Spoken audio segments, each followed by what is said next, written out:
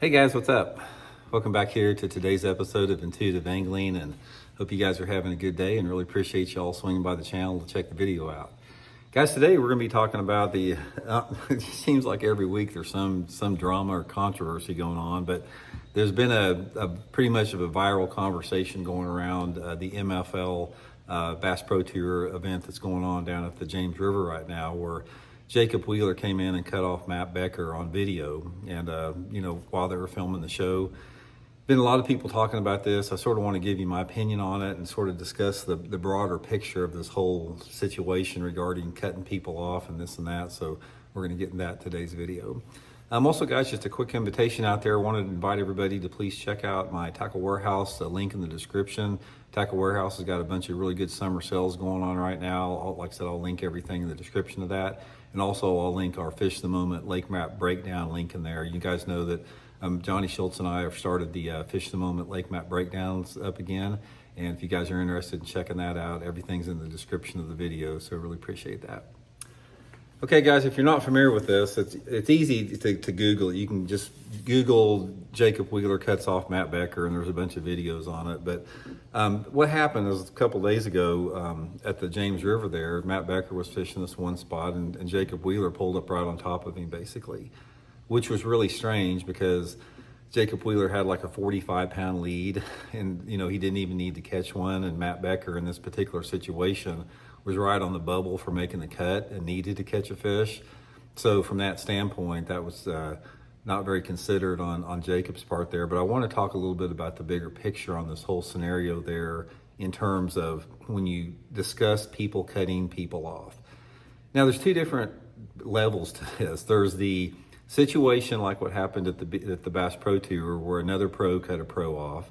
And then there's situations where locals cut a pro off or pros cut locals off.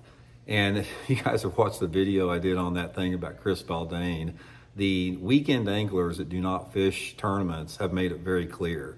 They think that, they should never ever have to, give up a spot to a pro angler, and that if they're there first, it doesn't matter if they're winning the tournament. If they're just there fun fishing, it's okay for them to stay on that spot. It made very clear that non-tournament anglers, for the most part, can't stand tournament anglers. But there's a different scenario there, what we're going to talk about here, where it's the pro on pro. Now, this is nothing new. This has been going on forever out there. And the thing about it is I've been involved in this on several, well, not more than several, a bunch of situations.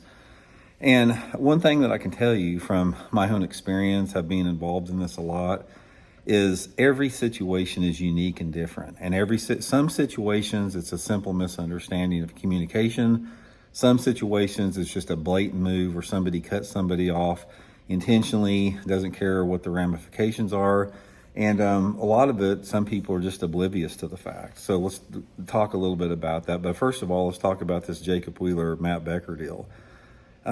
Here is my take on the situation.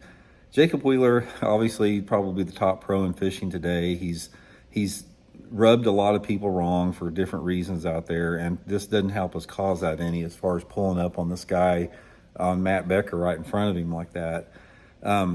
So in this particular situation, once you watch the video, what happened there is he pulls up on Matt Becker. Matt Becker's fishing the spot. Matt Becker gets irritated.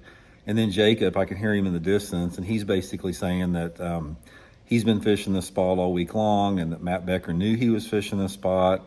So the exact scenario as far as what happened there, nobody's really sure. But apparently both anglers thought that they, had the right to fish that spot. Problem with this is Jacob Wheeler made a huge mistake there by just pulling up on that area. When you pull up that close to somebody, it's common courtesy and it's the right thing to do. I don't care if you've been fishing it all week long and some guy just showed up. Jacob Wheeler should have went to Matt Becker and said, hey, look, Matt, this little point right here, I've been catching a bunch of my fish on it. Do you mind if I squeeze in here right now? That's the way to do it. Even though I don't even understand why Jacob Wheeler was there because he had a 45-pound lead. That doesn't make any sense to me at all. Maybe he was protecting it for the finals. I don't know. But the point is, he could have avoided all of this by simply asking Matt Becker. Now, most of the time when this happens, If you approach it from that viewpoint, and I've done this myself, where if you try to be kind and courteous, most of the time they will be okay with it. They may not like it, and they may do it begrudgingly, but most of the time, they're going to say, well, yeah, whatever you want to do, that's fine. I mean, it's a difficult situation, because it's like when you got two people that have claimed an area like that, you don't really know who's right or who's wrong. I'll give you guys a prime example of one thing that happened to me early in my career. Is I was fishing a Bassmaster Top 100 tournament down on the Potomac River, and I had this one grass point. There was this point of grass that on the early in the morning when the tide was right there, you could go up there and you could catch them every cast. I mean, it was just like every cast. So the first day of the tournament, I went there right off the bat in the morning, and I caught I can't remember, but I caught a nice limit, like within 15 or 20 minutes, and I stayed there for probably 45 minutes or so and left the spot. Didn't see anyone there. So that evening I came in and I was looking at the standings, and Paul Elias was leading the tournament, and I can't remember, I was in like 20 or 25th, something like that. And the next morning I started back on my same spot. So as soon as I started fishing there, Paul Elias came in and was mad at me. It's like, what are you doing here? This is, I'm leading the tournament, this and that. I go, Paul, I had no clue you were leading the tournament here. I said, I caught my limit right here yesterday morning in 20th place. You can ask my co-angler there. I was here, and, Paul got irritated about it, but basically after he knew that I was fishing there and explained to it sort of neutralized everything out. But that's what happens a lot of times when you have a confrontation on a spot, and every situation is unique and different. You have to work it out between the two of you when you're doing something like that. Now, that's an example that happens a lot as far as people show up at a spot at different times and they think somebody's hole jumping them because they've seen them. But in reality, you don't know, because let's say, for example, the situation I talked about was just we were just there at different times. Nobody was right, nobody was wrong on the thing. Just was a miscommunication that got clarified. Some situations, though, you got the bent rod pattern where some guy runs past there and sees somebody fishing, or somebody tells somebody that somebody was fishing, whatever it may be, and then the person goes back in there and they're sitting right on top of the spot. I'll give you guys another example that happened. I was fishing a FLW tournament at Lake Toho, and I was leading the tournament going into the last day of the tournament, and I'd been catching them on this one little drop-off right next to one of the locks there.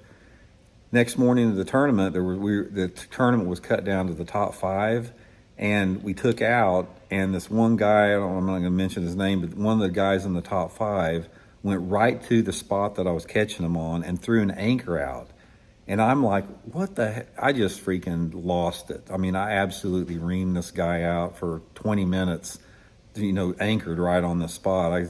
I even told him, I said, man, you're so stupid. You don't even know where the fish are at. You're anchored right on top of them, which I shouldn't have said, because I left and he figured it out. He wound up winning the tournament. I got second. But what happened was, apparently one of the when this dude was locking through the day before, one of the lock masters said that Randy Blockett was right over there, and he saw me catch a big bag of fish. And then he went right over there. He hadn't been fishing there all week. That is an example of malicious behavior that is a bunch of crap. So the point of the matter is when you're dealing with the situation, as far as coming in on somebody or having somebody come in on you, this is the tips and advice I give you.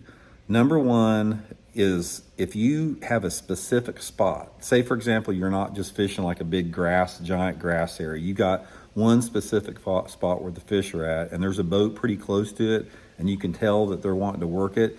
You've got to go up to that angler and basically ask for permission if he's there first. That's just the reality of the situation. I even do that with locals, guys. If I have a local sitting on top of my spot, I will politely go up to them and explain to the situation. Now, whether they respond to that, I have no clue. All I can do is ask them politely. That's the number one thing. And that usually resolves it right there. The next thing to remember is, if somebody's working down a stretcher bank or have an area, you've got to give them space. And don't ever, if somebody's working down a stretch of bank, don't ever go down in front of them and start working back to them. That's sort of a dick move. What you want to do is if it's a long stretch that you don't feel that you need to ask if it's okay if you fish one spot, get behind the guy, get way behind him, and come in behind him. You're basically fishing the stuff that he's already fished with that.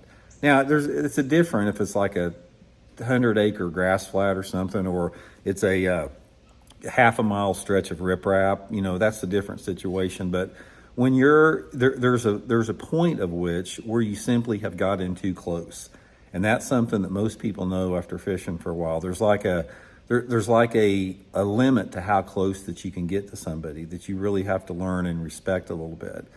In some situations, guys, there are some lakes out there that are simply small and everything's a community hole and everybody's on top of everybody. Say, for example, if you go to some of the big grass flats down at Potomac River, there's not a lot of good grass on the Potomac, and the grass areas that they have there normally have tons of boats on them. There's an understanding there, if you're on a community hole, there's not much you can really do about it. But if you're in a situation where it's like one spot, one specific spot, you just have to do the right thing. And like I said, there's a lot of different type of guys out there. Some people, they're oblivious, they don't think they're too close, or they think there's plenty of fish in the area, or they're simply, they don't care. They don't care if they make somebody else mad. But there's been a lot of situations, guys. I remember, like Tommy Biffle was always famous for like reaming guys out if they got too close. I don't blame Tommy. I mean, it's just, I'm sort of the same way a little bit, but every situation's unique. Every situation's a judgment call. But basically, just to look at this, guys, Jacob Wheeler did not handle the situation right. He should have went to Matt Becker and asked him, even if Jacob was fishing the spot, it's not going to be a good look for Jacob. It's not going to reflect well. And maybe everybody can sort of learn something from that. So anyway, guys, let me know what you all think about it, and we'll talk later.